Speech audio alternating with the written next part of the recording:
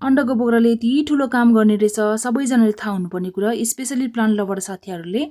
अन्डाको बोक्रालाई चाहिँ राम्ररी घाममा सुकाएर पिसेर प्लान्ट फ्लावरहरूमा हालेर मिक्स गरिदियो भने यति राम्रो फुल्छ। सबैजनालाई आफ्नो प्लान्टहरू ढकमक्क फुलेको त हेर्न मन लाग्छ, प्लान्टहरू हेल्दी भएको, पत्ताहरू ग्रिन भएको त मन परिहाल्छ होइन। तर अलिकति दुःख गर्नुपर्छ है साथीहरू, यस्तो राम्रो फुल्छ। मैले त प्रायः जस्तो यो अन्डाको बोक्राहरूलाई यत्तिकै फ्याल्दिनँ है, प्लान्टहरूमै युज गर्ने हो, अर्किडहरूमा पनि हाल्छु, प्लान्टहरूमा हाल्छु। हेर्नुहोस् ल साथीहरू, यो चाहिँ क्रिसमस क्याक्टस, वैशाखी क्रिसमस क्याक्टस हो, फुल्नु आँटेको छ, कोपिला लागेछ हेर्नुहोस् न, रेडमा छ क्या, यस्तो राम्रो लाग्छ।